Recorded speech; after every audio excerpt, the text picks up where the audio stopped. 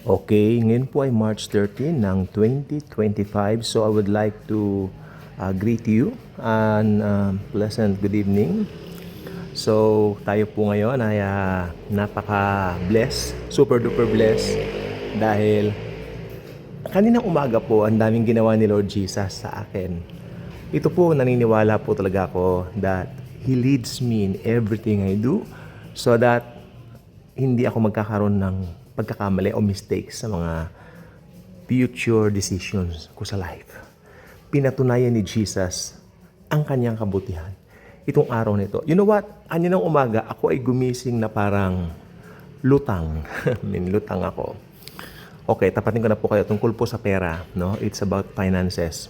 And lutang ako. And ang dami kong nagastos dahil nagpagawa kami and all that. Parang I start entertaining yung ganito, ganyan. Ako, marami na naman, marami.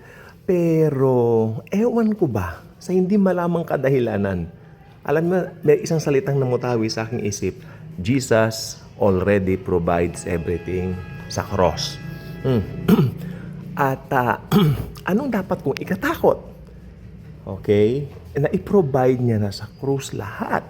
So I will just relax here, ako, and then wala sa isip ko na pupunta ako rito sa isang place na ito.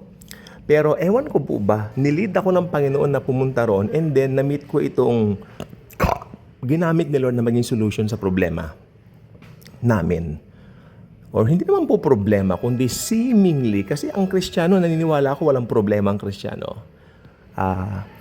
Pumapasok lang si Satan sa minds natin to defocus us, you know what, yung ating mind, yung ating focus para alisin sa cross ni Jesus. Yan ang taktika niya eh. Ang galing ng taktika niya eh. Ang galing ng taktika niya. Pero do not magnify his tactics, no? Ako'y nagulat kanina sapagkat wala sa loob ko na pupunta roon, pero sa hindi malamang kadahilanan, ako'y tumungo doon. And then, nalaman ko na doon pala dapat ilagay ko yung pera ko, mag-invest ako. So I invested doon. So ang ganda ng mga paliwanag sa akin. So sabi ko, Lord Jesus, na habang nakaupo ako doon and pinoprocess, siguro 2 oras din ako kulang-kulang doon sa bangko. Bangko na po, tapatin ko na po kayo sa bangko. And then while processing everything and all that, sabi ko, Dear Lord Jesus, wala po sa plano ko na pupunta rito and yet I'm here. 'Di ba? Sa vice manager's desk. And yes, ako'y kinakausap dahil may maganda pong offer. At nakapagtataka po, agad kong sinunggaban yung offer because alam ko talagang yung will ng Lord ayan. Kasi mahalaga rin po yung titignan mo mabuti. Ito ba talaga yung dapat kong gawin? Of course, yung will ng Lord nasa atin na, pero nandiyan pa rin yung guidance niya. Yung i-guide niya tayo sa tama. At itong day na ito, sabi ko, hindi ko maaring hindi i-record o gawin ng vlog ito, ng video ito. Dahil, you know what?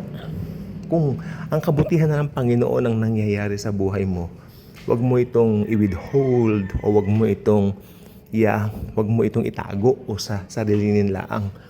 Dahil you really need to share how Jesus already provides. And then nagbalik ako sa cross. Bumalik ako sa cross na nandoon na lahat eh. I already talking to a pastor, friend of ours.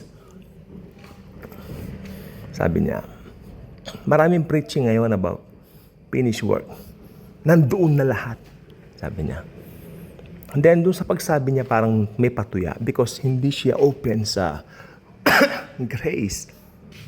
Katulad ng pagka-open natin ngayon. I mean, during that time, and I hope right now na open na siya ng tuluyan. At sabi niya, kasi sa preaching ng finished work, nandoon na lahat eh. Then, bumalik sa isip ko yan. Totoo naman eh, nandoon na lahat eh.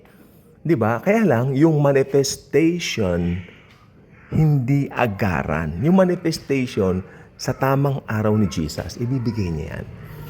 So, I mean, I'm so amazed, no? I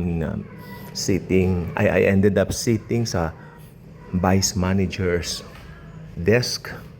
Pinaliwanag sa akin yung ganito, ganyan, gano'n. I mean, it's so overwhelming. In a good manner, ha? I mean, wow, Lord, ang ganda. Kasi sabi ko, ayaw ko naman yung pera, matulog lang. I mean, I really need to secure it. Di ba? I mean, ganyan eh. Umiikot yan. So, I was being told na maganda yung mga future results nitong ginawa kong decision. No? And I believe it's not mine. It's not my own decision. It's Jesus' decision. Kapag desisyonan niya na sa krus ng Kalbaryo 2,000 years ago. Go back to the cross. Nandoon na lahat sa cross. Magmamanifest na lang. Tanggapin natin, angkinin natin, i-enjoy natin. God bless.